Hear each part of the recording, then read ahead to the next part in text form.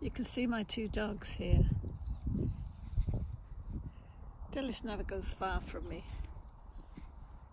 Pippi's out there having a little explore, although if I said about personalities I'd say Dillis was more the explorer, but this suggests otherwise. But they're two dogs that tolerate each other, sometimes get on really well together. But if I had three, I know it would be that much more difficult. I had a mum contact me a couple of days ago, and she's got 3 children who she says are neurodivergent.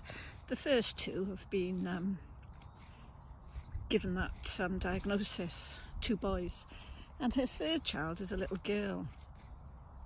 And she said she's pulling her hair out because at the moment that little girl is causing far more trouble, far more pain than the other 2 put together, and that school have contacted her saying that she might have to be expelled, and she's only 5 years old.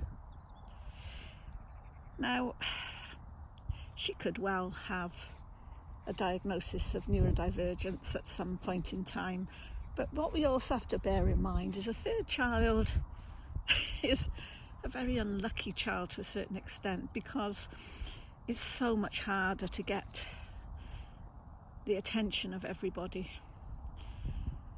It's difficult for parents because, you know, having to deal with 3 children with different sets of issues is hard enough. It's difficult for the siblings because if one child is demanding all of the attention all of the time, then that's hard on them because are they getting any attention? So sometimes siblings will do something to get attention themselves, and if they're neurodivergent, that's already spoken for, isn't it? But whether or not she is, I think, is still to be decided, because a lot of what she's doing could certainly be copying her older brothers. It could certainly be habit forming that she's seen them do and she's seen them get attention, or it might not be, she might be neurodivergent.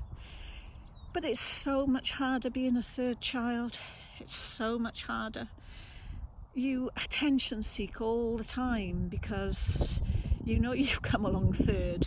You know the others know far more than you do. You know they're older than you are. You know you've got a lot to learn. But you know it's hard.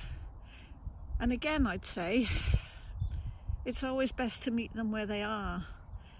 It's not about your expectations for them, but what they expect of themselves, what their experiences teaches them how they need to be. If they see you doing something, making allowances for another child, that's their experience, that's what they may expect.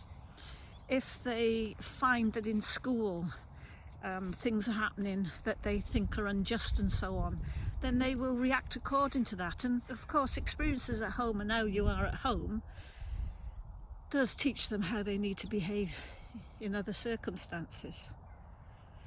So it's just something to think about if you're the 3rd child, if you're the leftover, if you're the addition to the family, if you're the unexpected addition to the family.